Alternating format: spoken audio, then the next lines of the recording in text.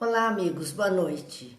Hoje, 7 de setembro de 2021, dia da independência do Brasil, estamos nós aqui reunidos para conseguirmos promover a independência das nossas mentes, a capacidade de escolhas, a capacidade de vencer a nós mesmos, a capacidade de agir por nós mesmos. Assim, estamos aqui refletindo os ensinos da doutrina espírita, que tem essa conotação de trazer a liberdade do nosso pensar. Então, amigos, vamos fazer nossa prece, agradecendo antecipadamente a companhia, Júlio, Jane, Marcos, vamos ver quem mais está aqui conosco, Ivete, que está conosco também. Agradecemos muito e vamos fazer nossa prece, depois continuamos cumprimentando os companheiros. Pai de bondade, que a sua luz descendo sobre nós, pois que temos a certeza disso, Pai. Desce iluminação às nossas almas, às nossas consciências, aos nossos corações. Despertem em nós o melhor que trazemos na alma para fazermos escolhas mais felizes para o nosso caminhar e, consequentemente, para com a vida que aqui estamos tracejando a cada dia. Abençoa-nos, Pai, abençoa-nos, Mestre, hoje e sempre, que assim seja. Bem, vamos lá, Márcia, Célia, boa noite, sejam bem-vindas. Wilson, que está conosco também, agradecemos muito a companhia dos amigos. E a nossa noite hoje é a noite de refletirmos sobre a obra O Evangelho segundo o Espiritismo. Nesta obra, nós estamos no capítulo 1, vamos ver hoje os itens de 5, 6 e 7. São 3 itens que tratam especificamente do Espiritismo. Nesse capítulo 1, eu não vim destruir a lei, vim dar continuidade a ela, dizia Jesus. Nesse capítulo 1, nós vimos que a lei de Deus, ela vem se revelando de período em períodos, de aproximadamente 1800 anos, revela-se mais uma parcela, mais um horizonte, mais uma profundidade daquilo que é a verdade divina. Porque amadurecemos e conseguimos assim fazer o melhor por nós mesmos e por todos aqueles que estão conosco. Vimos o primeiro evento, que era a lei mosaica. Vimos o segundo evento, que era o momento que o Cristo vem e diz que todas aquelas leis poderiam ser substituídas apenas por 2 falas suas, o amor a Deus, o amor a si e ao próximo. Sempre o amor. E o terceiro momento do Espiritismo, da sua chegada na Terra. Antes de entrarmos propriamente dito no texto do Evangelho segundo o Espiritismo, há uma questão do Livro dos Espíritos que eu acho bastante importante para refletirmos um pouquinho. Essa questão é de número 627. E Kardec questionou ao mundo espiritual o seguinte: se Jesus ensinou as verdadeiras leis de Deus, qual a utilidade dos ensinos que os espíritos dão? Ele perguntou aos espíritos naquele momento. Se Jesus já havia ensinado, qual a utilidade daquilo que eles estavam trazendo? Esses ensinos que depois, a coletânea desses ensinos recebe o nome de Espiritismo, ou filosofia espírita, ou filosofia espiritualista, como era no começo. Então, qual seria a utilidade disso? E os espíritos respondem a ele que Jesus empregava na sua linguagem alegorias e parábolas, e porque ele falava de conformidade com os tempos, com aquele tempo em que as pessoas ali estavam, e com os locais, os lugares em que ele estava. Então ele usava para parábolas e para alegorias o que era do cotidiano da vida das pessoas, para que elas pudessem entender a sua mensagem. Então, para a época foi o suficiente, por isso ele falava de conformidade com os tempos e com os lugares. Agora, e este agora é século XIX, quando surge a doutrina espírita, nos idos de 1855 a 57, Quando surge o livro dos Espíritos, os Espíritos dizem, agora existem mais necessidades. Então existe a necessidade que a verdade se torne inteligível para todo mundo. Não era só alegoria para uma população, uma forma de vida que ele pudesse usar como exemplo, mas que estava restrito a uma determinada sociedade, a um núcleo de povo na face da terra. Agora era preciso que estes ensinos que ele lançou fossem tornados inteligíveis, entendíveis, possíveis de serem entendidos por todo o mundo. Então tinha que ser uma linguagem, havia de se vestir numa linguagem atualizada, à época, século XIX, época das ciências, do iluminismo, do conhecimento. Então, que usando esses elementos de época, do tempo e do lugar, pudesse a mesma mensagem receber essa vestimenta nova, a fim de que todos pudessem entender. E é justo a gente ver isso. Por exemplo, uma história que Divaldo Pereira Franco conta mesmo a respeito da mãe dele, que não tinha tanto estudo, não tinha estudo nenhum, ela não se alfabetizou. Embora uma mulher sábia. Mas ela, Divaldo contava que quando ela gostava de ouvir o Evangelho, que é o que estamos tratando nessa noite. E quando ele ia ler o Evangelho para ela, ele tinha o cuidado de trocar algumas palavras, porque senão ela não entenderia. E eu me recordo que ele comenta aquela passagem de Jesus que conta daquela mulher viúva que vai depositar um dinheiro, vai depositar algumas moedas, a pouca moeda que ela tem, o pouco dinheiro que ela tem, no gasofilácio. Então, para nós, gasofilácio não era uma palavra tão comum assim. Muitas pessoas não sabem nem do que trata. Então, o que Divaldo fazia para que a mãe dele entendesse? Aquela viúva foi depositar as suas moedas no cofre da igreja, no cofre do templo. Aí a mãe entendia. Então, percebam que o assunto é o mesmo, não houve alteração nenhuma do ato da mulher, do depósito das poucas moedas em benefício do templo que ela frequentava. Ele não mudou nada. Ele apenas traduziu uma palavra difícil por algo que ela conhecia. Então, a nossa obrigatoriedade no conhecimento é essa, de tornar palatável, ou seja, que as pessoas possam digerir bem aquilo que está sendo falado, porque conseguiram entender. Assim, havia essa necessidade, em pleno século XIX, de trazer a verdade contida nos ensinos de Jesus de uma forma inteligível para todo mundo. Até porque, a esta época, a igreja vigente, ela oferecia somente aos seus adeptos, aos seus profitentes, ao seu clero, o conhecimento das escrituras. O povo em si não tinha acesso às escrituras. Né?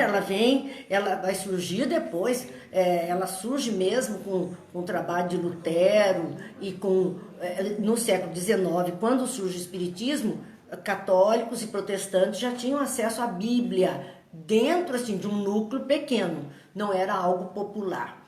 Aqui mesmo no Brasil, nós pudemos ter acesso amplo a partir da década de 60, agora, né? Tão próximo de nós.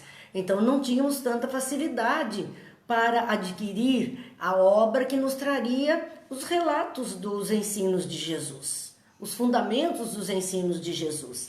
Então o Espiritismo vem com essa finalidade de tornar inteligível a todas as pessoas os ensinos de Jesus. Também outra necessidade pela qual ele foi necessário surgir é que aquelas leis, as leis de Deus, trazida por Moisés, depois Jesus veio e agrupa todas aquelas leis numa única lei. Essas leis todas, elas precisavam ser explicadas e desenvolvidas. Porque já ao século XIX, poucos, e hoje ainda também, poucos a compreendem e menos ainda as praticam. Porque há uma dificuldade imensa. Então, quando se falava de pecado, havia uma lista, uma seleção do que seria pecado. Mas as pessoas não entendiam bem o que era esse pecare, que era a proposta. Tantos ensinos foram assim, muito limitados, as pessoas não compreendiam, cumpriam apenas. Uma das propostas na Igreja Católica das missas passarem do latim para o português era exatamente para que as pessoas pudessem entender todo o trâmite que ocorria durante o culto. Porque elas repetiam sim, com todo o fervor da alma, contritos, repetiam o latim ou às vezes algo parecido que tinha sonoridade semelhante, repetiam, mas não sabiam nada do que significava, não tinham o conhecimento da língua para entender aquelas palavras. Então, ao passar para o português, foi no ato ou na intenção de facilitar o entendimento das pessoas sobre aquelas partes que compõem o ritual da missa na igreja. Isso nós estamos vendo agora. Mas sempre há essa necessidade de compreendermos os ensinos, e no caso os ensinos de Jesus, podemos compreender e, muito mais ainda, em compreendendo, podemos praticar. Vamos ao boa noite, que passou um punhado de pessoas aqui diante dos meus olhos, passaram essas pessoas, e eu não pude cumprimentar. Mara, Jaqueline, Betinha, Divone, Rosa, Rosa Pistilli, Rosa Botossi, Cláudia, Cida, Terezinha, Lena, Gil, Bete, Alda, Thelma, Silvio, Júlio Cazuco, Ria, Sebastiana, Divone, Brígida, Terezinha, Lília, são amigos queridos que estão conosco nesse instante, Sandra, Célia, estão todos conosco.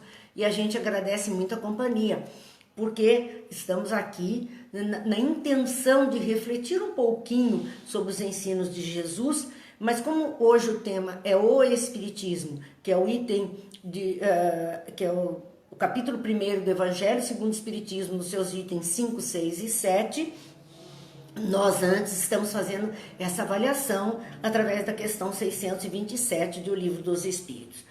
Então, continuam os espíritos a explicar que há uma necessidade, uma missão dos espíritos. Aqueles que vieram trazer os ensinos receberam como missão abrir os olhos e os ouvidos a todos. Então, tornar de alguma forma entendível a mensagem de Jesus.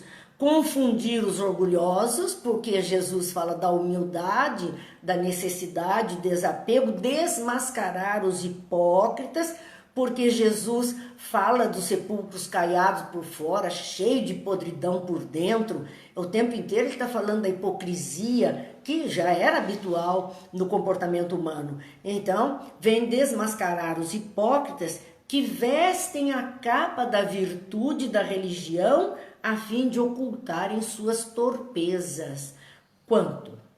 Quanto hoje, nos dias atuais, e a época de Kardec, vindo ali de uma idade média terrível, onde as torpezas foram praticadas assim ao máximo e sob o manto da igreja, o manto a capa da virtude que muitos arvoravam, ainda hoje é assim. Ainda hoje temos criaturas que antigamente havia um ditado que dizia: por fora bela viola, por dentro pão bolorento. Esse é o retrato da hipocrisia. É o que se mostra por fora e aquilo que se é verdadeiramente por dentro, cometendo torpezas e escondendo sob aquela imagem da virtude, do bem, da retidão, da ética. Mentira, enganação. O ensino, e essa é a missão dos espíritos, mostrar isso, deixar claro isso, fazer com que as pessoas enxerguem isso. O ensino dos espíritos, continuam eles explicando a respeito, tem que ser claro e sem equívocos, para que todos possam julgar e apreciar com a razão. Então não é o espiritismo quem dita o certo e o errado. Ele mostra a verdade, ele traz a clareza, ele faz a luz nas consciências e cada um, de acordo com a sua capacidade, é que vai poder então, com a sua condição de raciocínio, apreciar e julgar os fatos. Cada um de nós é juiz e réu em causa própria. Cada um de nós é capaz de, usando a inteligência, tendo subsídios de conhecimento suficiente, tecer os nossos próprios pensamentos, julgamentos sobre algum fato. Estamos incumbidos, dizem os Espíritos, de preparar o reino do bem que Jesus anunciou. Então há uma missão nobre, através dos conhecimentos, do convite à virtude real, do convite a olharmos em nós mesmos as atitudes inconvenientes, as viciações, as dificuldades e lutarmos em causa própria para podermos modificar esse estado de coisas em nós, para então esse reino que Jesus prometeu, esse reino do bem, possa se estabelecer na face da terra. E eles fazem uma observação: ninguém deve interpretar a lei de Deus ao sabor de suas paixões, nem falsear o sentido de uma lei toda de amor e caridade.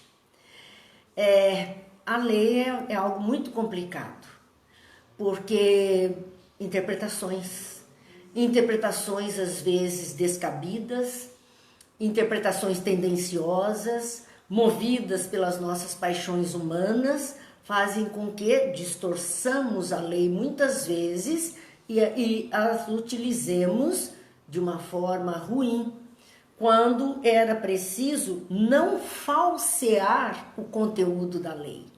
E com a lei de Deus não é diferente.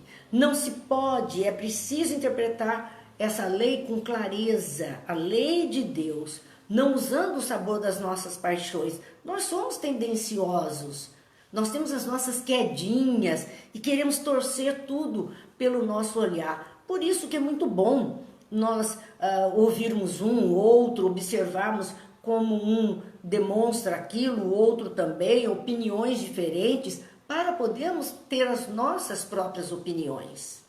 Porque cada um de nós, ao fazer a interpretação de um texto, se pega mais num ponto ou no outro que é da sua natureza, ter aquele vínculo, ter aquele olhar ou mais complacente ou mais acusador sobre aquele ponto específico. Por isso vale a pena todos nós usarmos da nossa capacidade, lermos, relermos, interpretarmos, meditarmos sobre aquele assunto para tirarmos dali conclusões. Claro que os outros nos ajudam, clareiam nossas mentes, nos ajudam a olhar alguma coisa. Quantas vezes em nossos estudos estávamos ali ocupados falando alguma coisa e um dos companheiros levanta um ponto e eu disse: nossa, nunca pensei isso. Você tem razão, é isso mesmo. Olha que coisa fantástica. E a gente fica surpreso, no bom sentido. Eu me lembro de um companheiro, há mais de 40 anos atrás, num estudo, falávamos alguma coisa sobre origens da vida e sobre o posicionamento das pessoas, e ele disse simplesmente assim: mas é do caos que nasce a luz. E eu parei naquele instante. Falei, que coisa fantástica. Nunca tinha parado. Há 40 anos atrás eu nunca tinha refletido dessa forma. Não me esqueço desse companheiro que já está no mundo espiritual. Mas ele, naquela fala dele, eu não esqueço. A memória viva me mostra onde ele sentava, o olhar que ele teve naquele momento e dizia: é do caos que nasce a luz. E a partir disso, eu olhei o caos com outros olhos. Foi muito bom para mim, porque em situações caóticas, quando parece que tudo está enlouquecido, tudo está confuso diante dos meus olhos, eu me lembro dessa frase: é do caos que nasce a luz. Porque ele era envolvido, na época, profissionalmente, com questões da física, com questões de estudos do universo. E ele falou, é do caos que nasce a luz. Eu uso isso como referência em muitas situações. É dali que vai surgir a luz, é dali que vai surgir algo novo. Não adianta. É desse caos, dessa mistura que algo vai surgir produtivo e bom. Então nós temos que ter paciência com o caos. Às vezes, e aí a gente entende uma fala de Jesus. Vejam como uma coisa leva a outra e como os nossos companheiros nos ajudam. Porque Jesus disse, é preciso que o escândalo venha. Só que ele alertou, mas ai de quem, por quem ele venha. Ai daquele que é a causa do escândalo. Mas é preciso, porque só quando ele vem é que revolve-se tudo, remexe tudo e outros valores vão sendo observados, outras posturas, outros pensamentos vão sendo observados. Então a gente entende, é do caos que nasce a luz. Então, meus amigos, quando a gente está falando isso, é para ver como é bom quando outros podem opinar, nós podemos trocar ideias sobre um ponto qualquer, uma fala de alguém clareia tanto o nosso caminho, a nossa mente, que a gente não esquece e agradece. Vamos lá, Cidinha, boa noite, Agnes, Dils, Edith, Mara, sejam todos bem-vindos, Jaqueline, sejam bem-vindos, sempre alegria estarmos juntos. Então, continuam os espíritos explicando tudo isso para mostrar a função do espiritismo. A que ele veio, né? A que ele veio. E ali está, então, a explicação dos espíritos. Estamos incumbidos de preparar o reino do bem que Jesus anunciou. E ninguém deve interpretar a lei de Deus ao sabor de suas paixões, nem falsear o sentido de uma lei toda de amor e caridade, porque a lei de Deus é a lei do amor, que se manifesta através da caridade, em todos os aspectos que ela possa ter, da benevolência, da indulgência, do perdão, do assistencialismo, de tudo que ele possa oferecer. Bem, vimos então a razão do Espiritismo surgir como esse momento de uma terceira parte da revelação divina. A função é clarear o pensamento. Muitas pessoas pensam, têm uma ideia de que o centro espírita é para ouvir espíritos, ainda estão com a cabeça presas aos oráculos do passado, né? Da antiguidade, querendo o diálogo com os espíritos o tempo todo. E não é bem assim. Não é bem assim. Na verdade, a maior atividade da casa espírita não é essa. A maior atividade da casa espírita é cuidar dos espíritos encarnados, através do conhecimento, do aprendizado, para que cada um de nós, como espírito encarnado, possa modificar o seu próprio comportamento, a sua própria vida e depois colha um futuro mais feliz. Essa é a grande tarefa do Espiritismo, que muitas pessoas não sabem e não entendem. Nem entendem por que o espírita gosta tanto de estudar. Talvez que a gente tenha tantas dificuldades que estudar um pouquinho só não vai resolver. Precisaríamos de muito estudo para fazermos o melhor. Boa noite, Lourdes, Francis, sejam bem-vindos. E vamos continuando aqui, agora sim entrando nos itens 5, 6 e 7 do capítulo 1 do Evangelho segundo o Espiritismo. E ele inicia dizendo, o Espiritismo é a nova ciência. Ciência, gente, também há muita polêmica sobre espiritismo e ciência, o que é. A ciência é área de conhecimento. Cada vez que é preciso um conhecimento novo sobre um determinado assunto que ainda não temos onde recorrer, forma-se ali um corpo de conhecimentos, é o corpo de doutrina, são as sustentações, os pilares desse novo conhecimento e surge assim uma nova ciência. A palavra ciência é exatamente o conhecimento. Então, o Espiritismo é a nova ciência, então é um novo conhecimento, um conjunto de conhecimentos que vai, primeiro, revelar ao homem, por meio de provas irrecusáveis, a existência e a natureza do mundo espiritual e suas relações com o mundo material. Então, é uma ciência, um conhecimento que veio, que se formou para mostrar ao homem, revelar ao homem, por meio de provas irrecusáveis. Provas irrecusáveis porque, associado à proposta do conhecimento, ela foi trazido através de mediunidade. Então, havia o fenômeno mediúnico, comprovando os chamados mortos estavam ali trazendo o ensinamento, trazendo o conhecimento. Ah, mas isso é só no Espiritismo? Não, não é. Se nós vamos à Bíblia é cheinha de atos mediúnicos. Todas aquelas chamadas revelações que profetas tiveram, que reis tiveram, que pastores tiveram, revelações, aparições de anjos. Isso é uma comunicação mediúnica registrada na Bíblia. E assim também o Espiritismo oportunizou, através desses médiuns, que esses fenômenos acontecessem e recebêssemos esse auxílio para entendimento da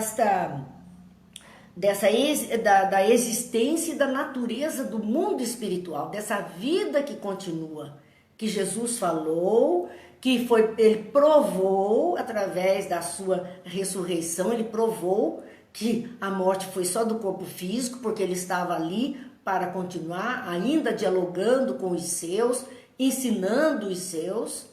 Então, por conta disto, é que o Espiritismo vem mostrar através dessas provas a existência e a natureza do mundo espiritual, da vida espiritual, da vida além da vida. E as suas relações com o mundo material. Mas existem essas relações? Claro que sim. Acabamos de falar de anjos, de seres espirituais que traziam revelações boas para aqueles povos, para as pessoas, ajudando a encontrar um caminho, uma proteção, a viver melhor, a pensar de uma forma diferente, a agir com mais humanidade.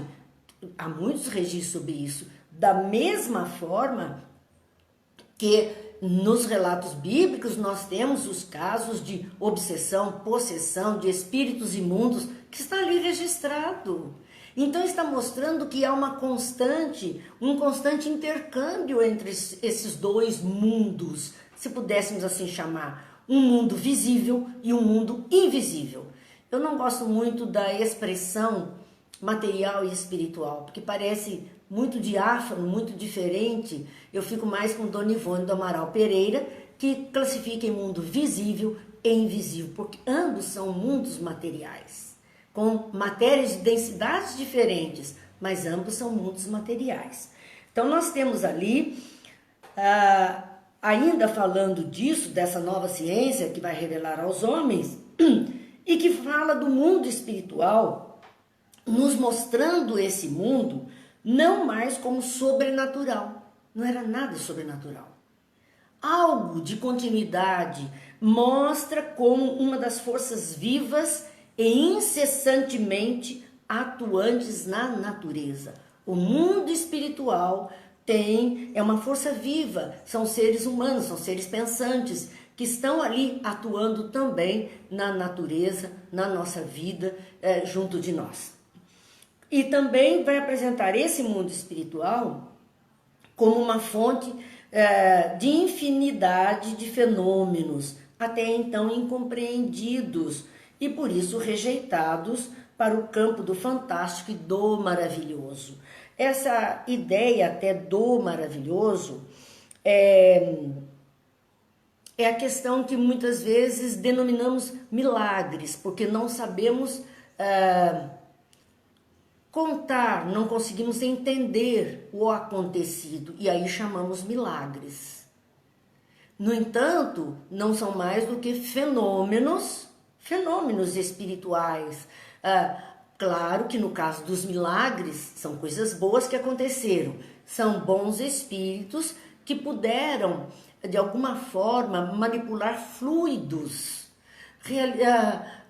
transmutando uma água num medicamento necessário a alguém que está doente, colocando ali o elemento que aquela pessoa precisa, realizando cirurgias espirituais sem corte nenhum e muitas vezes sem presença física de alguém. Aquela criatura muito necessitada que estava lá no seu cantinho, sofrida, e que faz uma oração do fundo do seu coração, suplicando uma ajuda dentro da sua fé, dentro da sua forma de orar, da sua forma de pedir, e ela cura-se.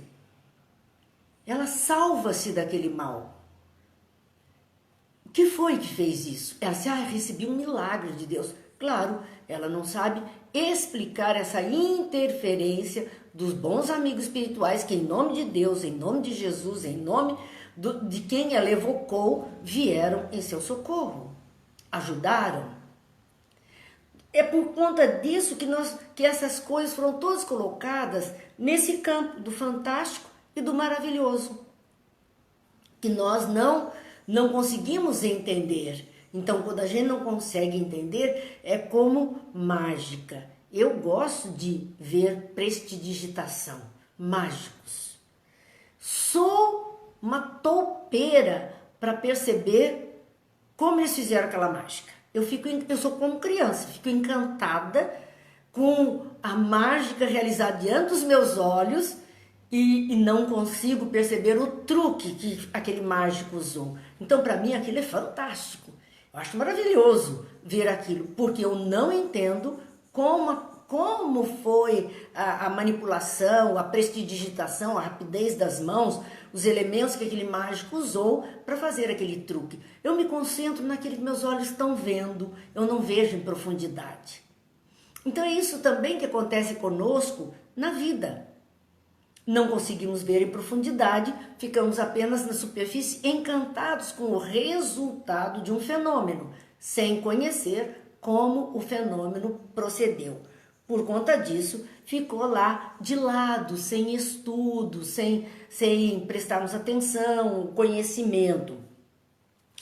Jesus explicou muitas coisas sobre esse mundo espiritual. Mas as pessoas não entenderam, a maioria não entendeu aquelas explicações. Ele fala, ainda hoje estarei na casa do meu pai. Ora, ele estava triturado naquela cruz, corpo físico triturado. E no entanto, ele está dizendo, ainda hoje eu estarei na casa do meu pai? Como isso? Se aquele corpo não resistiria mais horas. E ele está afirmando, e ainda diz ao outro, você estará comigo, garantindo ao outro que estava nas mesmas condições de que ambos iriam a algum lugar, que naquele momento ele dizia a casa do meu pai. Ele fala, mas nós não entendemos, ele dá testemunho de que ele transcendia a materialidade terrena e todas as criaturas também. João entendeu, dizia no seu evangelho, antes que o mundo fosse, ele era. Quer dizer, antes que a terra existisse, aquele espírito crístico que nós conhecemos com o nome de Jesus já existia. No mundo espiritual, no mundo invisível aos nossos olhos, mas real. Assim, meus amigos, ele explicou muitas coisas que nós verdadeiramente não entendemos. E por conta de não entender, muitas pessoas, na questão até de orgulho e vaidade, dizem assim, como não compreendo, não existe. Não é verdadeiro. Mas é a nossa falta de competência, é a nossa falta de conhecimento. Vamos lá mais aos amigos que estão aqui conosco. Simone, Renata, Dirce, sejam bem-vindos. Fátima, muito bem-vinda.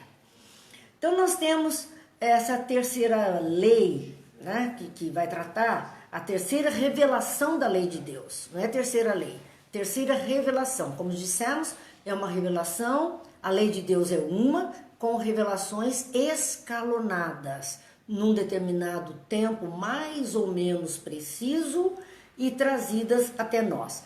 Vimos a primeira revelação com Moisés, que compõe todo aquele Antigo Testamento da Bíblia.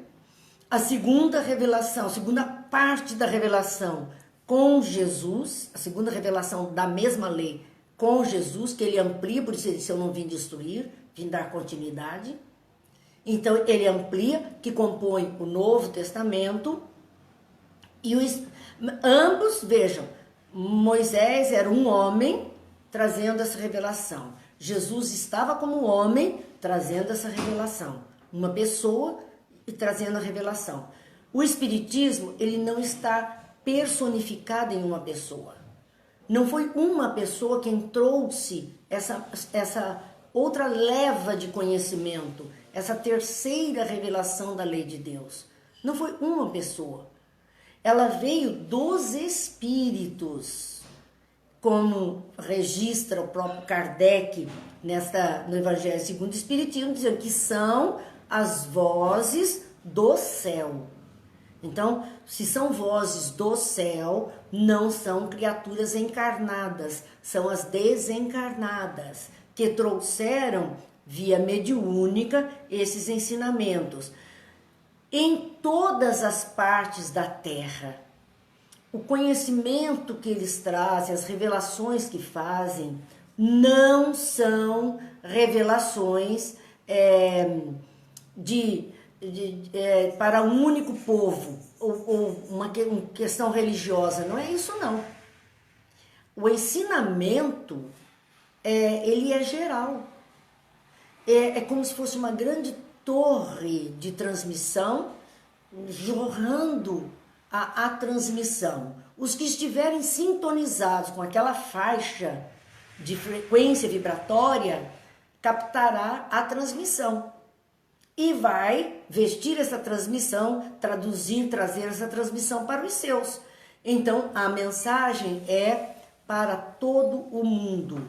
E quem capta, consegue, então, passar aos seus o ensinamento. Então, a mensagem não é restrita ao Espiritismo. Ela é uma mensagem universal. O amor de Deus é universal. Então, ele vai continuar neste caminho. Então, sobre toda a terra, vai por toda a terra essas vozes dos céus e por inumerável multidão de intermediários, que são o que nós no Espiritismo chamamos médiuns. Né? As doutrinas espiritualistas consideram como médiuns, outros vão chamar profetas, outros vão chamar oráculos, não importa. Há um elemento servindo de captar a mensagem e transmitir aos outros. Por exemplo, nosso aparelho de rádio, ele capta as ondas das estações de rádio e transmite de uma forma que conseguimos entender. Porque só as ondas no ar nós não conseguimos perceber. Aquele aparelho, ele tem alguns elementos que transformam aquelas ondas em sons e até imagens, no caso da televisão, e nós podemos ver e ouvir. Então, esses são os médiuns, que significam os meios. Então, é preciso que existam meios para recepção e transmissão da mensagem. E assim, o mundo vai se enchendo de informação. Boa noite, Dirce, Renata, Luísa, sejam bem-vindas. E aí, Kardec continua refletindo a respeito do Espiritismo, trazer, não ter uma personalidade única, não ser uma revelação por meio de uma única pessoa, mas é por meio de uma coletividade. Essa coletividade é o conjunto de seres do mundo espiritual. Não foi um espírito quem trouxe o ensinamento, são muitos espíritos que trouxeram ensinamentos, boas palavras, boas reflexões às criaturas. Então, há uma coletividade de espíritos trazendo esses ensinamentos, cada qual trazendo aos homens o tributo de suas luzes, para fazê-los conhecer esse mundo e a sorte que nele os espera. Mais uma vez, reafirmando que cada um transmite a mensagem com o seu potencial. Hoje fica até mais fácil a gente ver nas questões de imagem e som, que nós vemos assim, canais que são HD, canais que não são HD, canais são full, e assim vão sendo classificados, e cada um deles tem uma qualidade na imagem e no som que estão transmitindo. Em todos a mesma imagem e o mesmo som, porém qualidades diferentes de acordo com o aparelho, com aquilo que ele oferece de seu para coletar e transmitir os dados que recebe. Assim também as pessoas. A questão de que esses espíritos trouxeram para pessoas essas revelações, esses ensinamentos, e cada qual vem trazendo também, contribuindo as luzes dos espíritos, as luzes daqueles que transmitem, para fazer conhecer este mundo invisível, este mundo espiritual e a sorte que espera as criaturas. Então como iremos viver? O que é que nos aguarda? E de que depende o destino, né? O destino neste mundo espiritual, no nosso retorno. Jesus falou na parábola de Lázaro e o mal rico. Ele conta o destino de Lázaro e o destino do mal rico. Está lá a parábola. Jesus mostrando uma continuidade da vida, porque ambos desencarnaram, morre Lázaro, morre o rico. Um vai para junto de Abraão, o outro está num local de sede, em abismo, em dificuldade. É Jesus quem conta. É Jesus quem está vestindo essa verdade com palavras que aquelas pessoas pudessem entender naquela época. Mas ele está trazendo esse conhecimento, dizendo que nós vamos colher no mundo, na continuidade da nossa desencarnação, no mundo invisível, chamado mundo dos espíritos, exatamente o que tivermos semeado aqui, o que tivermos feito aqui. Essa é a nossa sorte. Então somos nós que estamos escrevendo o nosso futuro. Boa noite, Vanessa, e boa noite, Yara, que também estão chegando agora conosco. Não vem o Espiritismo destruir a lei cristã, mas em dar-lhe cumprimento. Aquela lei que Jesus trouxe, do amor a Deus, do amor ao próximo, do amor a si mesmo, jamais o Espiritismo iria destruir. Ele não vem destruindo essa lei do amor, muito pelo contrário. Ele vem para dar cumprimento, para que ela se cumpra, que as pessoas entendam que é só essa condição que trará esse mundo melhor que nós todos queremos e vida melhor para todos. Então ele vem alertando, mostrando a necessidade de cumprirmos essa lei. Nada ensina contrário ao ensinamento do Cristo, mas o desenvolve, completa, explica em termos claros para todos o que foi dito sob forma alegórica. Jesus contou a parábola e, através dos conhecimentos espíritas, nós vamos destrinchando este ensinamento, vamos esmiuçando para tirar dali a moral que nos convém, o trabalho que precisamos fazer. Então ele vem para desenvolver aquele ensinamento, ele vem completando. Por favor, ele não é maior que o Cristo, ele completa no sentido do conhecimento. A essência, a matriz é a do Cristo. Ele só completa o nosso raciocínio sobre aquele ponto que Jesus levantou. Ele não inventa nada. Ele vai completar o nosso raciocínio, ajudar a ter mais elementos para uma visão mais profunda daquilo que Jesus nos trouxe. E explica em termos claros para todos. Olha, existe um capítulo, nós vamos ver, claro, futuramente, no Evangelho segundo o Espiritismo, chamado Estranha Moral. É muito interessante, porque são falas de Jesus que aparentemente dizem, meu Deus, como é que Jesus pode falar isso? Uma das falas está lá: aquele que não odiar seu pai, sua mãe, seus irmãos não é digno de mim. Mas Jesus falou que precisava odiar? É esse capítulo que aí nós vamos, com a ajuda do Espiritismo, entender termos, entender a situação, o desenvolvimento daquele raciocínio, o que é que verdadeiramente Jesus estava dizendo. Não é ao pé da letra, nós levamos tudo ao pé da letra e isso não nos esclarece. Nós precisamos ter o entendimento da letra. Assim, continua então a reflexão a dizer: vem cumprir, o Espiritismo vem cumprir, na época predita, o que o Cristo anunciou e preparar o cumprimento das coisas futuras. Por que esta afirmativa?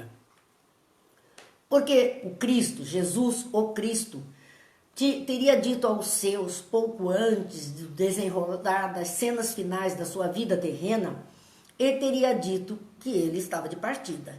E os seus ficaram entristecidos, narrativa bíblica. E Jesus então diz a eles que é o seguinte: eu me vou, mas eu rogarei ao Pai que vos mande um outro consolador, que poderá fazer lembrar todas as coisas que eu vos tenho dito e mais aquelas que por ora o mundo não pode conhecer, e ficará eternamente convosco. Então, quando olhamos essa afirmativa de Jesus, ele dizendo: eu me vou, rogarei ao Pai que vos mande um outro consolador, para as dores que eles estavam sentindo da partida, a solidão, a incerteza da vida sem Jesus junto deles. Então, eles estavam naquele momento em angústia, em aflição. Como vamos viver sem ele? E ele diz que futuramente eles teriam um entendimento, porque ele não estaria longe, ele não deixaria de existir, e os seus ensinamentos iam ser lembrados. Só que ele diz: por um consolador que ficará eternamente convosco. Eternamente é o conhecimento, é a única coisa que nós temos de conquista, de tesouro, cada um de nós. E aquilo que conquistamos hoje é uma conquista para a eternidade, para cada um de nós. É algo que ninguém, o ladrão não rouba, a traça não rói e a ferrugem não corrói. Jesus também falou isso. Isso ficaria eternamente, nos faria lembrar dos seus ensinos e acrescentaria aquilo que naquele momento as pessoas não conseguiriam entender. Não que mudasse o ensino, mas facetas do ensino que com a maturidade daquela época não se conseguiria ter essa visão.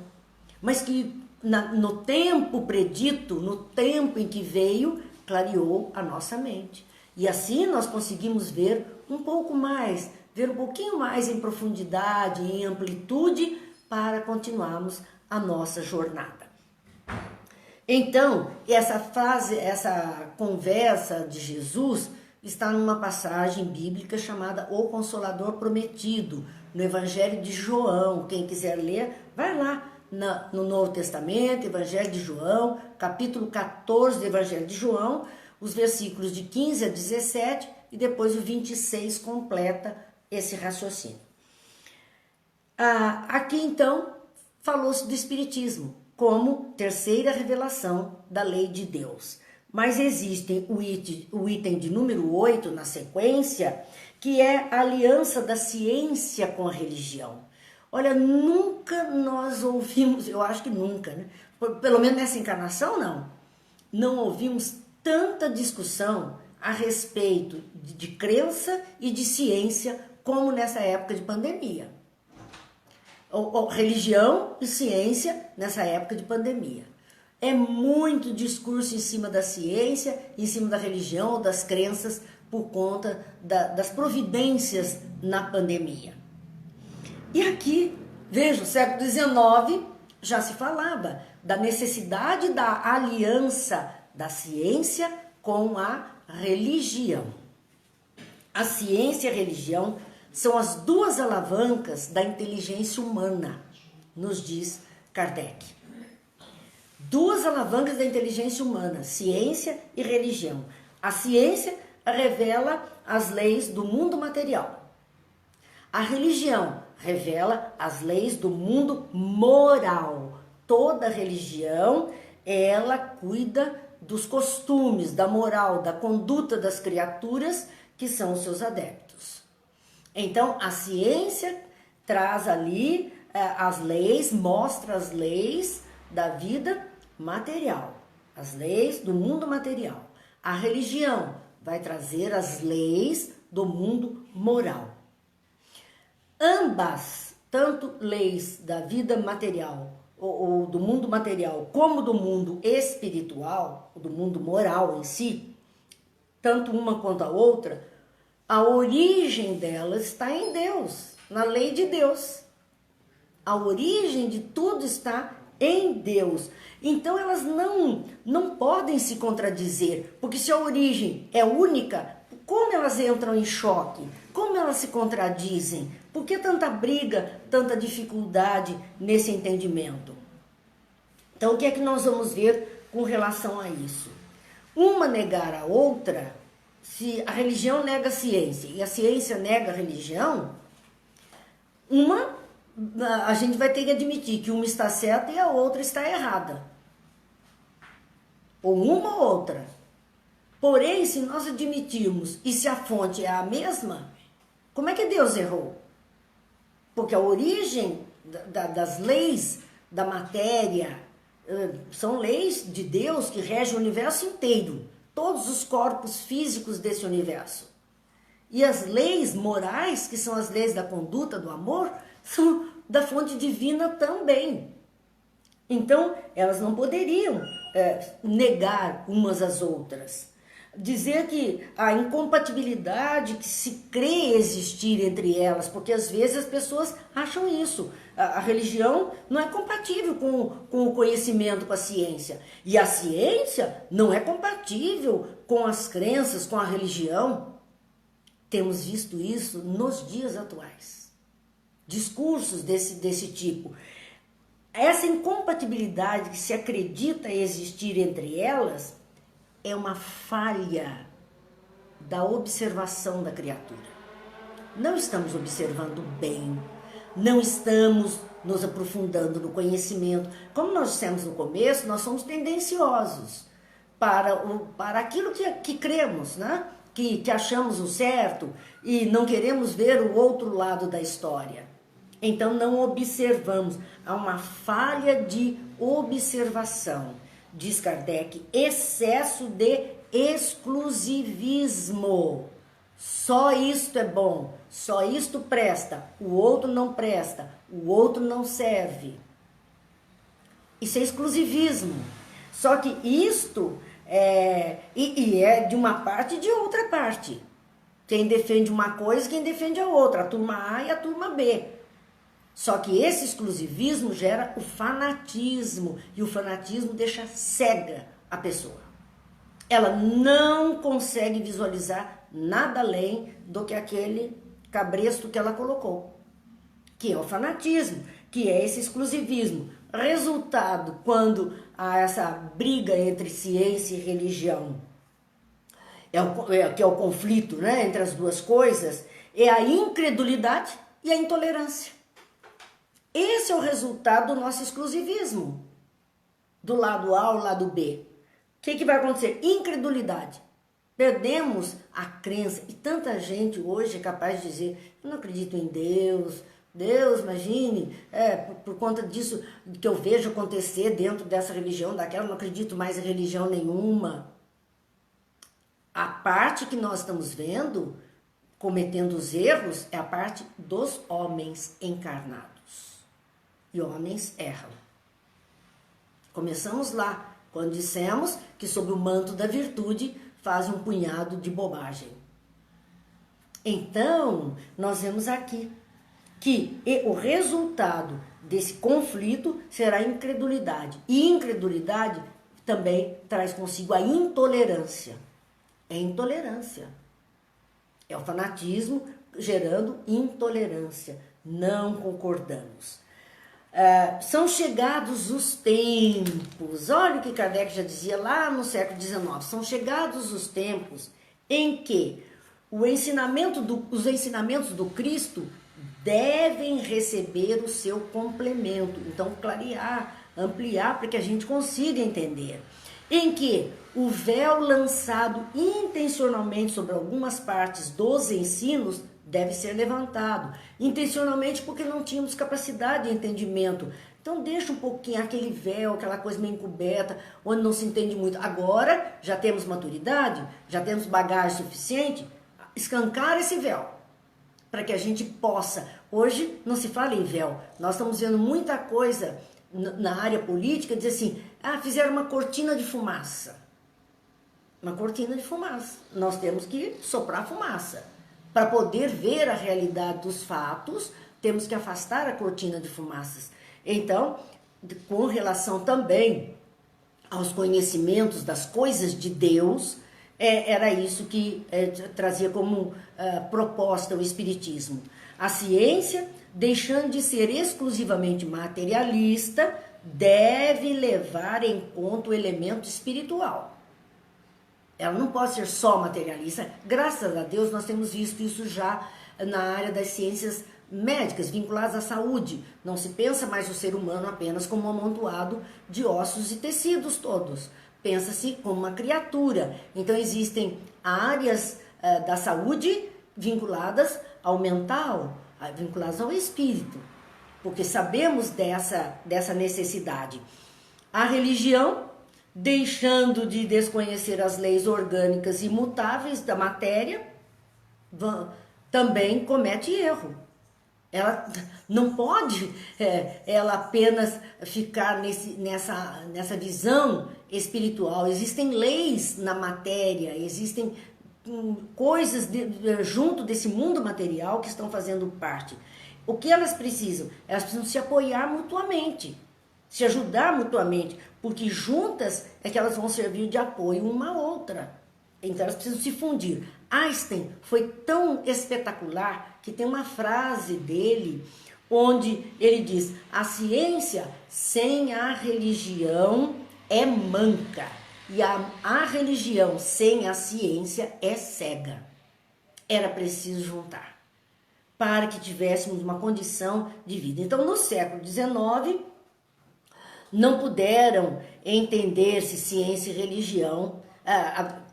Falava-se no século XIX que até ali ciência e religião estavam muito à parte, mas que agora eles procuravam então encarar cada coisa sob seu ponto de vista, juntando-as e não com exclusividade, com separação, repelindo uma a outra.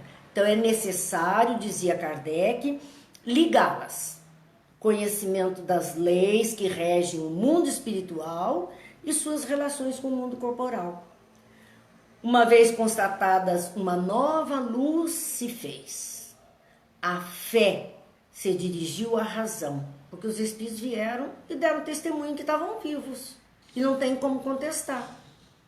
A fé se dirigiu à razão e a razão não encontrou nada de ilógico na fé, nada. E o materialismo foi vencido, porque houve a possibilidade de entendimento maior. O Espiritismo, então, surge como uma revolução moral. É uma revolução moral, sob a ação dos espíritos, que tem como consequência produzir inevitáveis modificações nas relações sociais. No tete-a-tete, na convivência, nos núcleos sociais, a começar da família. É essa revolução, marcando uma nova era da humanidade, contra o que ninguém poderá se opor, porque elas estão nos desígnios de Deus e são o resultado da lei do progresso. Então, claro, tudo isso teria que vir à tona mesmo. Meus amigos, nosso tempo esgotou-se e concluímos essa primeira análise do capítulo, nesses itens. E a semana que vem, se Deus quiser, ainda dentro do capítulo 1, vamos ver as instruções dos Espíritos sobre a nova era. Agora, então, vamos agradecendo a Deus, agradecendo a Jesus. Vamos aproveitar, fazer a nossa prece final, aquela prece intitulada Prece a Bezerra de Menezes, esse espírito que viveu neste Brasil, o império, e foi para a República, lutou pela liberdade do povo brasileiro, contribuiu na boa política, ajudando esse Brasil nos primórdios no final do Império e primórdios da sua República. Então, esse espírito grandioso que tanto sacrifício fez pela nossa terra, pela nossa nação. Nós te rogamos, Pai de infinita bondade e justiça, as graças de Jesus Cristo através de Bezerra de Menezes e suas legiões de companheiros, que eles nos assistam, Senhor, consolando os aflitos, curando os que se tornem merecedores, confortando aqueles que tiverem suas provas e expiações a passar, esclarecendo os que desejarem conhecer e assistindo a tantos quantos apelem para o teu infinito amor. Jesus, divino portador da graça e da verdade, estende tuas mãos dadivosas em socorro daqueles que te reconhecem como despenseiro fiel e prudente. Faze-o, divino modelo, através de tuas legiões consoladoras, teus santos espíritos, a fim de que a fé se eleve, a esperança aumente, a bondade se expanda e o amor triunfe sobre todas as coisas. Bezerra de Menezes, apóstolo do bem e da paz, amigo dos humildes e dos enfermos, movimenta as tuas falanges amigas em benefício daqueles que sofrem, sejam males físicos ou espirituais. Santos Espíritos, dignos obreiros do Senhor, derramai as graças e as curas sobre a humanidade sofredora, a fim de que as criaturas se tornem amigas da paz e do conhecimento, da harmonia e do perdão, semeando pelo mundo os divinos exemplos de Jesus Cristo. Que Deus nos abençoe, que Jesus nos ilumine, que haja paz nos corações, muita luz em nossos lares, luz sobre este mundo, sobre as mentes dos nossos dirigentes, a fim de que tudo caminhe pelo bem de todos. Deus abençoe e até amanhã, se Deus quiser, quando aqui estaremos novamente.